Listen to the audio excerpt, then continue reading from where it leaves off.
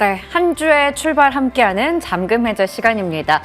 기분 좋게 출발해야 되는데 밖에 비도 주룩주룩 내리고 우리 증시의 상황도 굉장히 흐립니다. 비가 내리고 있죠. 우선은 중동 확전 리스크 속에서 오늘 반도체주도 일제히 약세의 흐름 나타내면서 지수도 같이 밀리고 있습니다. 코스피 지수가 1% 이상 내려가면서 2640선대까지 후퇴하는 모습 보여주고 있고 코스닥 지수도 어느 정도 지금 2%대 하락에서 낙폭을 좀 줄여가고 있지만 여전히 847선에서 움직이고 있습니다. 오늘 시장에 대한 전략부터 종목에 대한 이야기까지 풀어보도록 할게요. 알파경제 김종효 이사님 나오셨습니다. 어서 오세요. 네, 안녕하십니까. 네, 이사님과 함께 머니맵 통해서 시장의 온도부터 먼저 짚어보도록 하겠습니다.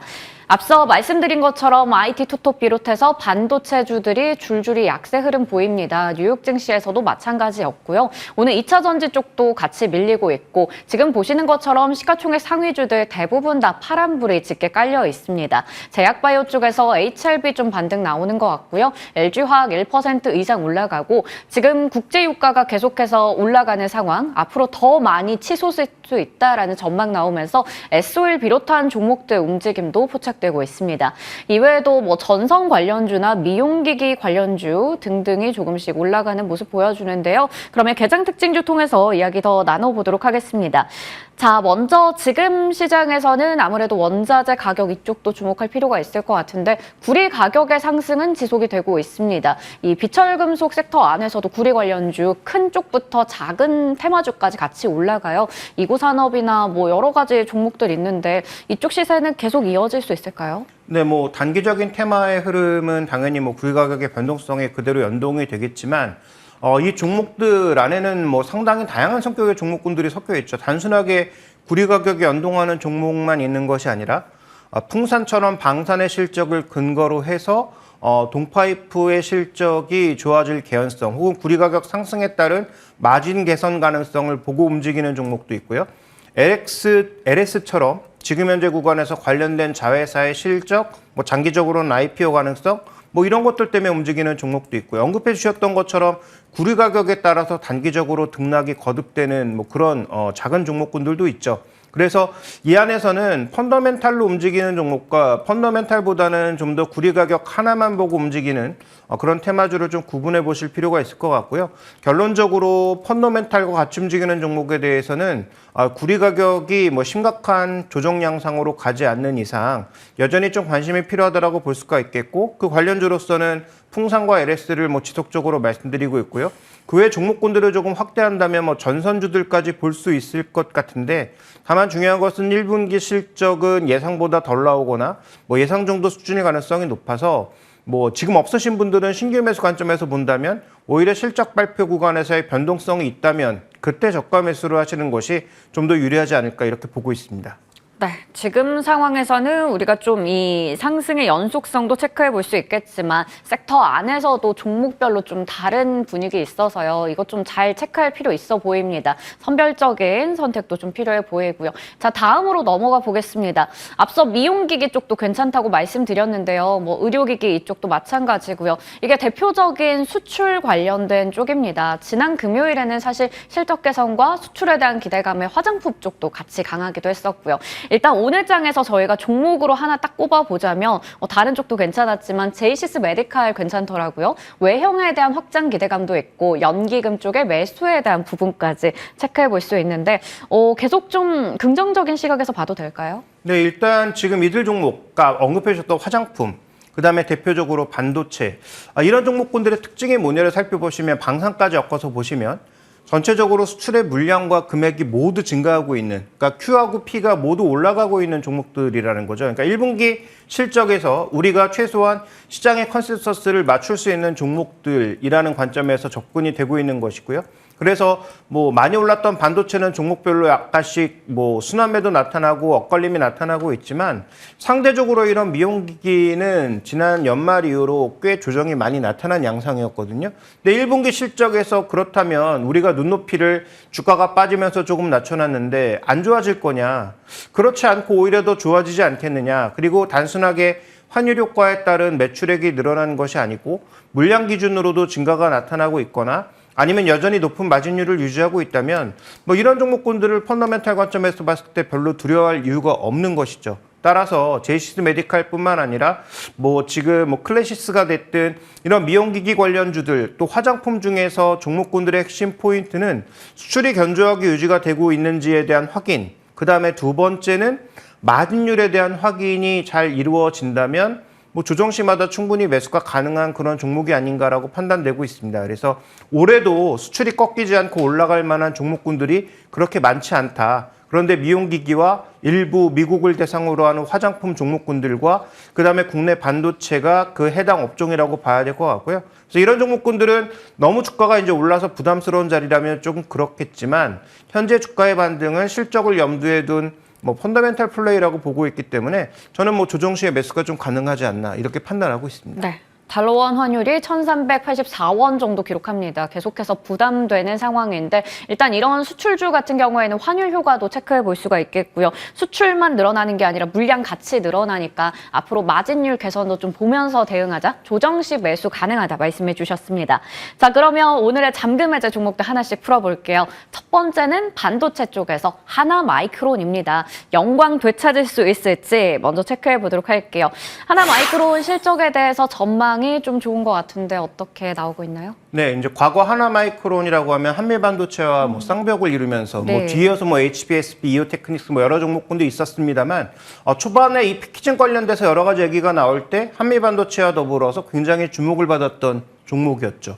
그런데 지금 보시는 것처럼 작년이 성장이 확 꺾이면서 매출 성장도 꺾였고 마진율도 꺾이면서 오히려 주가는 한미반도체와는 이제 범접 불가한 그런 상황으로 가고 있고요. 그 다음에 이제 중요한 것은 올해 들어서는 이게 확연하게 좀 개선될 것이다 라는 전망 속에서 최근에 다시 이제 주가가 올라가고 있는 상황인데 그렇다면 하나마이크론의 전체적인 추이에서 우리가 좀 주목해 봐야 되는 것은 과연 이 전망은 적절한가, 시장이 예상한 궤적대로 빠르게 회복세로 갈 것인가. 즉 2022년까지 가지고 왔던 저 가파른 성장세가 2023년도에는 확 눌러 앉았는데 이게 다시 2024년으로 가면서 성장 구도로 돌아설 것인가에 대한 확인. 그래서 무엇보다 1분기 실적과 여기에서 흘러나올 IR에서 흘러나올 여러 가지 얘기들이 점점 더 좀 중요해지는 것이 아닌가 이렇게 봐야 할 것 같습니다. 네, 확실히 작년과는 다른 모습을 보여줄 것으로 올해 기대해 볼 수가 있겠습니다. 자, 그러면 실적 개선의 근거를 좀 체크해 볼게요. 1분기는 살짝 이제 숨고르기일 수 있겠지만 그 뒤로 계속해서 개선에 대한 기대감 가져갈 수 있거든요. 근데 결국은 지금 반도체가 전반적으로 좋아지고 있다라는 게 핵심인 거죠. 그래서 준비된 그림을 보시면 제조 쪽에서 패키징은 별 변화 없이 쭉 플랫하게 이어가고 있는 국면이죠. 근데 중요한 건 뭐냐면 반도체 재료 쪽에서 매출이 확 빠지면서 작년에 실적이 약화됐던 것이란 말이죠. 그런데 지금 반도체 상황이 어떻습니까? 레거시 중심으로 회복이 되기 시작하면서 하나마이크론이 갖고 있는 2.5D 패키징이라고 하는 강점이 있는 부분은 유지가 될 것으로 보이고 가동률도 유지가 되면서 실적이 괜찮게 나올 것으로 보이고 가동률이 지금 절반 이하로 떨어져 있는 재료 쪽도 회복되면서 결국 실적이 올라오지 않겠느냐. 그러니까 2.5D 패키징에 대한 부분에 대해서는 뭐 삼성전자와 결부되어서 여전히 강할 것이다라는 그런 기대감이 유지되고 있는 반면 재료 쪽이 삼성전자가 가동률이 낮아지면서 지금 주저앉은 상황인데 이게 이제 올해 살아날 것이다라고 보고 있는 거고요. 그런 관점에서 본다면 지금 뭐 글로벌 시장에서 혹은 우리나라 시장에서 반도체 재료주들도 최근 들어서는 꾸준하게 좀 우상향을 시도하는 모습들이 나타나고 있지 않습니까? 그래서 그런 관점에서 본다면 올해 실적 호전은 충분히 가능성이 있어 보인다. 거기다가 지금 2.5D 패키징에 대한 어떤 시장의 밸류에이션이 이것도 독점 기업이다라는 그런 관점으로 가게 되면 좀 달라질 수 있는 거죠. 왜냐하면 한미반도체 주가는 당연히 비싸지 않습니까? 근데 그 비싼 것을 인정받을 수 있는 건 SK하이닉스가 끝이 아니라 마이크론도 가고 있고 지금 삼성전자까지 갈지 안 갈지는 모르지만 여전히 그 HBM을 높게 쌓는 그 패키징 과정에 있어서는 결국은 하이브리드 본딩에서 다른 대안을 찾기가 힘들다라는 게 이 종목의 밸류에이션의 핵심이기 때문에 그러면 하나마이크론도 마찬가지죠. 현재 가고 있는 이 패키징이 다른 쪽으로도 확장할 수 있다면 그러면 이것은 또 중요한 어떤 주가 업그레이드의 하나의 부분이기 때문에 아마도 1분기, 2분기 실적에서는 이런 부분들을 확인해 봐야 되지 않나 이렇게 판단하고 있습니다. 네. 그렇다면 하나 마이크론의 가격은 지금 어떤 자리일까요? 밸류 판단 중요할 것 같은데 4월 4일에 신고가 한번 기록을 했습니다. 그리고 나서 이제 좀 눌림도 나오고 있는데요. 오늘은 4% 가까이 밀리고 있어요. 현재 주가는 적정한 수준인가요? 네, 현재 주가는 지금 적정한 수준인지를 명확하게 판단하기가 어렵죠. 왜냐하면 지금 기대를 반영하면서 EV, 에비타나 PBR 모두 역사적 고점 수준으로 가고 있거든요. 그러면 역사적 고점으로 가고 있다는 것은 아까 말씀드렸던 재료 부분의 회복과 더불어서 지금 패키징 부분에 대한 밸류에이션도 시장에서는 잘 될 걸 예상해서 이미 끌어올렸다라고 볼 수가 있는 거죠. 그러면 여기에서 정말 더 좋은 부분을 확인해 주려면 이제는 결국은 이 에비타를 바꿀 수 있는 EV가 아니라 에비타를 바꿀 수 있는 하나의 변화가 나타나야 될 텐데 그 변화는 언급드렸던 것처럼 추가 수주라는 거죠. 근데 이걸 지금 우리가 당장 확인할 수 있느냐? 쉽지 않아 보이고요. 그래서 보유하고 계신 분들은 당연히 뭐 강력 홀딩 관점에서 바라봐야 되겠지만 신규 매수를 시도하시는 분들은 오늘처럼 조정이 강하게 나타났을 때 분할 매수 관점 정도의 접근이 필요하다고 저는 판단하고 있고요. 다만 이렇게 뒤늦게 참여하시는 분들은 변동성에 대한 우려도 반드시 하셔야 되겠죠. 그래서 뭐 신규 매수를 적극 권해드리긴 어렵지만 저는 하나 마이크론도 장기적으로 봤을 때는 지금 우리나라에서 계속 기술력을 인정받고 독점적인 위치로 가고 있는 한미반도체나 이오테크닉스 같은 형태로 갈 가능성이 있다라고 보고 있기 때문에 투자는 하시되 신규 매수는 조금 조심스럽게 기존에 보유하신 분들은 적극적인 홀딩 관점에서 아직은 접근이 필요하지 않나 이렇게 판단하고 있습니다. 네, 좋습니다. 조정 시에는 우리가 분할 매수할 수 있겠지만 변동성 고려할 필요 있다 이렇게 좀 짚어주셨습니다. 다음 종목으로 넘어가 볼게요. 조선 섹터가 확실히 올해는 좀 다른 모습을 보여주고 있는 것 같은데 삼성중공업 보겠습니다. 일단은 지난 금요일에 일제히 섹터 자체도 올라오긴 했는데 오늘 시장에서는 좀 하락 출발한 가운데 삼성중공업 지금 0.45% 정도 오름세 보입니다. 실적 호전 이어질 수 있을지 궁금한데요. 연간 수주 목표에 벌써 40% 정도 채웠거든요. 이게 뭐 2분기로 가면서 점차적으로 더 개선이 빨라질 거라고 하는데 어떻게 나오고 있나요? 네, 일단 작년에 가장 먼저 흑자 전환에 성공한 삼성중공업이 작년에 대장주로 자리매김했고 그다음에 이 추이가 전체적으로 조선업계에 퍼지고 있는 상황이기 때문에 뭐 실적이 좋아진다라고 하는 것은 뭐 일정 부분 컨센서스로 나타나고 있죠. 그런데 지금 잘 보시면 삼성중공업의 실적이 작년에 이제 뭐 2%대 영업이익률을 보였고 올해는 그 2배 약간 안 되게 오를 걸로 보고 있고 꾸준하게 지금 오를 거로 계속 보고 있는 게 핵심 포인트라는 거죠. 매출액 자체야 워낙 이제 높았던 상황이니까 그러면 이 매출액 대비해서 이익이 얼마나 나느냐가 관건이었는데 계속 적자를 기록하다가 그 적자를 작년에 벗어났고 올해는 이 폭이 확대될 것이라고 믿고 있는 저것이 이제 핵심 포인트인 거죠. 나름 이제 부채 비율도 뭐 증자나 이런 과정을 꽤 하긴 했지만 높아진 상황이기 때문에 영업이익률에서 경상이익, 순이익으로 넘어가는 과정에서 뭐 어느 정도의 그 조정이 나타날 수는 있겠습니다만 그럼에도 불구하고 이렇게 견조한 흐름을 보여주고 있다는 것은 결국은 올해도 실적 향상이 될 것이다라는 믿음, 이 믿음이 가장 강한 삼성중공업이 지금 여러 조선주 중에서 가장 강한 모습을 보이고 있는 것이 아닌가 이렇게 봐야 될 것 같습니다. 네, 삼성중공업 조선주 안에서도 대장주 역할 잘 해내고 있는 것 같습니다. 자, 두 번째 투자 포인트 실적 개선 확인해 볼게요. 네, 지금 실적 개선의 핵심 포인트가 뭐냐면 준비된 그림에서 보시는 것처럼 해양 부분의 수주라는 거죠. 그러니까 기존에 이제 컨테이너선의 비중이 높으면 높은 수익을 기대하기가 어렵죠. 물론 신조선가가 강세로 가고 있지만 이 신조선가의 강세는 LNG, LPG선이 이끌고 있는 모습이고 LNG, LPG선의 전체적인 비중도 삼성중공업이 빅3 중 제일 높고요.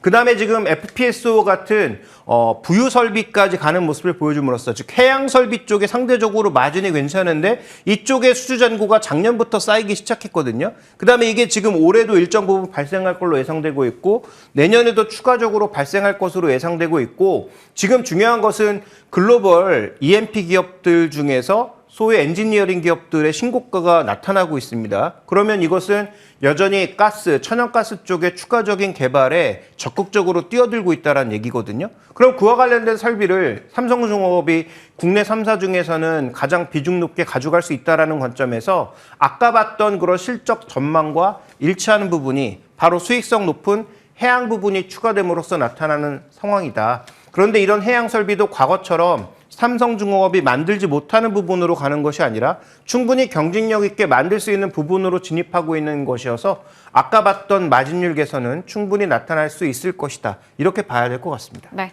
우리 실적 볼 때 가장 중요하게 체크하는 마진율 개선도 나타날 것으로 보입니다. 자, 그러면 목표 주가가 좀 궁금해집니다.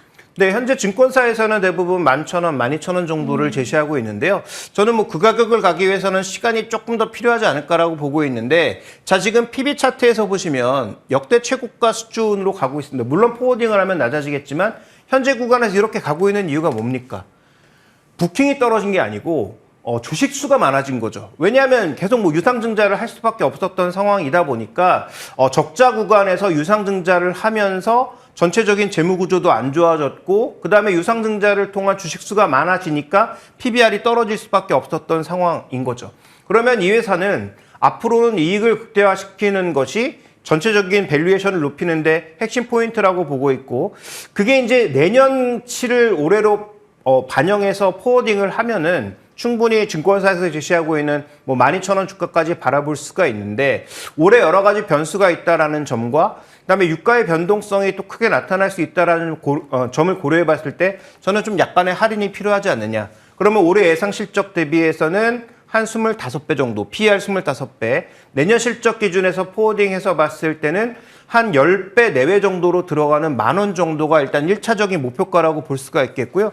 만약에 올해 1분기 실적에서 좀 의미 있는 어떤 숫자 변화가 나타난다면 그러면 뭐 증권사들이 보고 있는 것보다 조금 더 높은 목표 주가의 설정이 가능하지 않나 이렇게 판단하고 있습니다.